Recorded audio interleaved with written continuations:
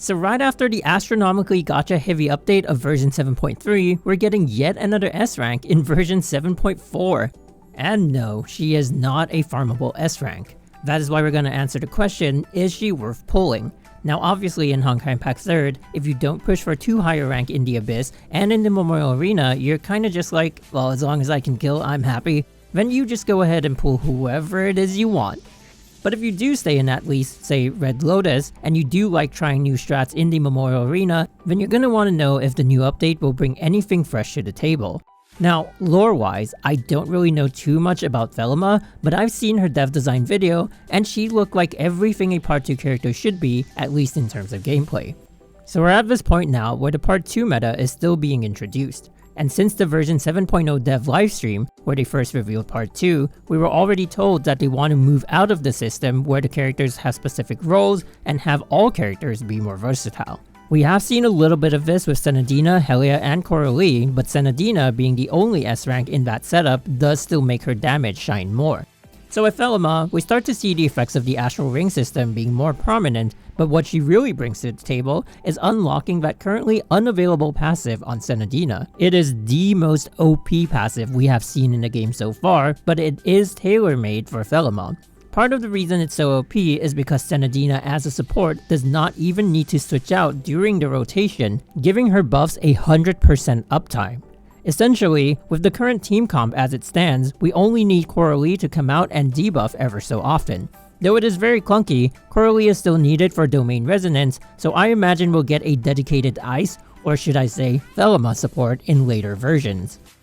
So how does this Senadina passive work? Well, Thelema, when in Stellar Outburst, will be given 2 shadow charges. She can use the switch button to enter the shadow mode for 5 seconds, allowing her to summon shadows with her attacks, which do a huge amount of initial adaptive damage, but will also help her charge her passive gauge twice as fast, enabling her to use her main damage skill, well, twice as fast.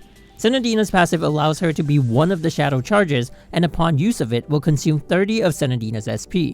The SP consumed will be converted to total damage for the character on the field, namely Thelema. But additionally, with Senadina, the shadow mode will last for 10 seconds instead of 5. Now, what makes Senadina sim so hard for Thelema? I can't really say, but I can tell you why I'm sim. But MG, you might ask, what if I don't pull for Senadina? Kira, Sushang, okay? To that I say, behold, the senseless murder of the damage test dummy. May God rest its soul. So one thing to note about the numbers, there are no divine keys in the test that I always run, and in this fight there are no domain resonance because obviously the part 1 characters don't have domain resonance with the part 2 characters.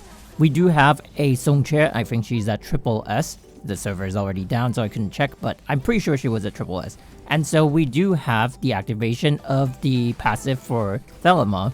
And as you can see, she's going quite ham with the shadows. So you can see at the bottom, there's that gauge that has 6 charges. She's charging 2 at a time because the shadows are active. And one thing I felt using her in version 4, I don't know if they specified it in the dev notes, is that her attack speed has actually been lowered. It's not like a crazy amount, but it's one of those things that you can kind of feel when you've actually used one version of it and you go back in and it's like, well, something kind of feels different. And that's pretty much what happened, but I think all in all, she's still pretty balanced. And as you can see, 30 seconds, she dealt 23.4 million. For context, Lunar Vow in 27 seconds can deal 17 million. But now we move on to the part 2 team. So I've seen some people do this opening, usually in the Abyss, because you kind of have time before the boss spawns. I don't know if we still need Coralie to start it off because I've seen some people just do a rotation starting from Thelema. And essentially, what she's meant to do is to stay on the field on her own for like the entire time. I don't know if people like that kind of rotation. I personally think it's pretty fresh. It's not like they're changing the entire game. Well, at this point we don't really know, but at least the first part 2 team didn't function that way. So only Thelema is going to function this way for now.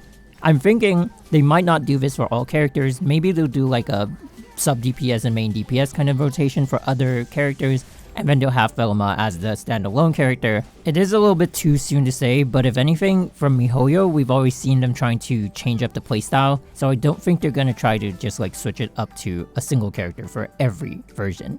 But anyway, we're done with the damage test for this team, and as you can see, within 30 seconds, they did 10 million more damage than the Sushang and Kira team. So obviously we have the obvious setup for part 2 moving forward.